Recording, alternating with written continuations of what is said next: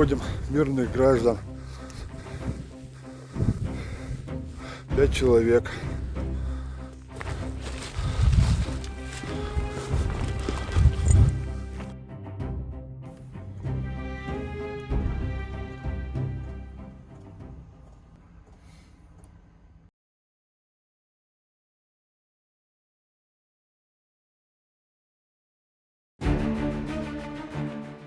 Modern warfare is no longer decided solely by firepower.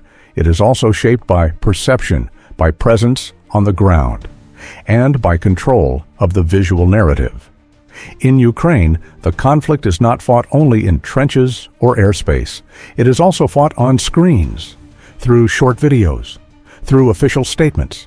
It is within this context that recent releases from the Russian Ministry of Defense should be understood, not as isolated reports, but as part of a broader strategic approach.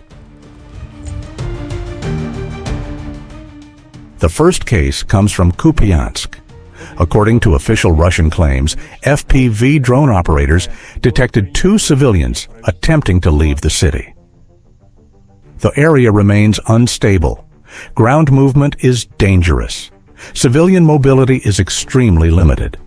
The civilians reportedly signaled that they were unarmed and in need of assistance. Russia claims its response was deliberate and controlled. An FPV drone was used to deliver a package containing food, not a weapon, not a threat, but basic supplies. The delivery reportedly included written instructions for communication and safe movement routes. This was followed by guided evacuation to a secure location. There, the civilians were said to receive medical assistance and clean, dry clothing. From a military standpoint, this was not a large operation.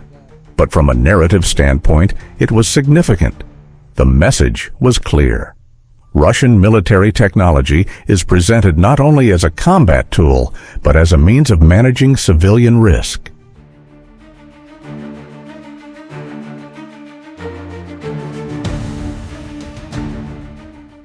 A similar narrative appears in Krasnoarmeysk, known in Ukrainian mapping as Pocrs. Russia claims to have evacuated 5 civilians from an area heavily damaged by fighting. The visuals are consistent. Destroyed buildings, empty streets, and Russian soldiers guiding civilians away from danger. Following the evacuation, Russian authorities state that the civilians received basic assistance, including administrative support for restoring personal identification documents. The message is steady and deliberate. Russia presents itself as present on the ground, organizing movement, and assuming responsibility for civilian protection.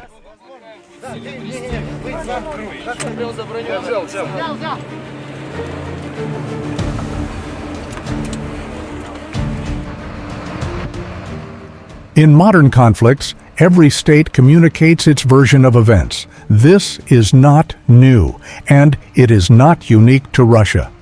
What matters is the substance behind the message.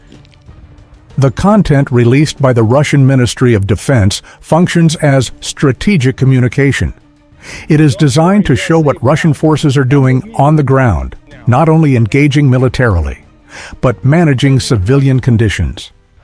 To evacuate civilians, distribute aid, and provide escorted movement in active conflict zones, a force must be physically present. It must possess operational control, and it must be able to maintain a minimum level of security. In this context, Russia demonstrates that capacity, not through statements alone, but through repeated and consistent on-ground activity.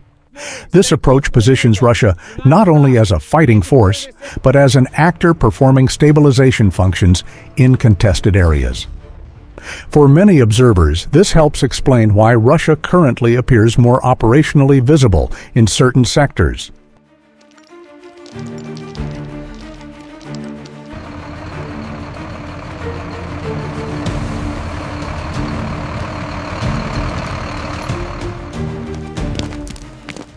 Does this mean Krasnoarmeysk is fully under Russian control?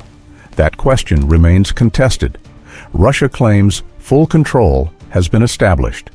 Ukraine denies this, stating that fighting continues in parts of the city. In modern warfare, especially along active front lines, such claims are difficult to independently verify. However, there is one practical indicator worth noting. The side capable of organizing civilian evacuations and emergency management is often the side holding operational initiative at that moment. This does not necessarily indicate permanent control, but it does suggest who currently holds greater functional authority on the ground.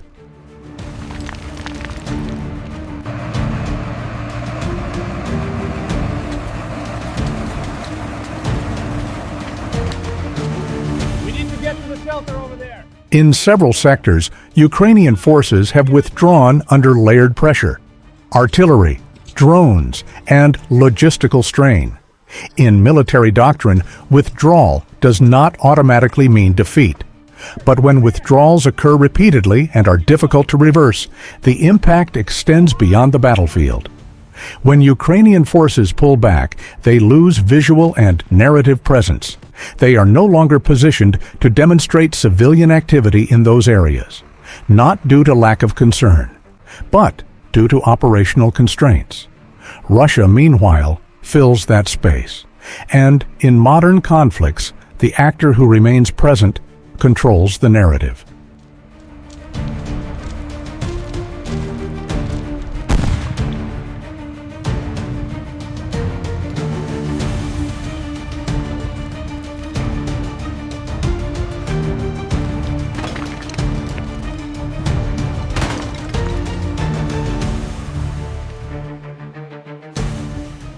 Official statements from the Kremlin reinforce this picture. President Vladimir Putin has stated that Russia currently holds strategic initiative, that military objectives will be achieved, and that Russia remains open to peace, but only under its own conditions. This messaging aligns with actions on the ground. Military pressure continues. Territorial management is emphasized, and diplomacy remains open but controlled.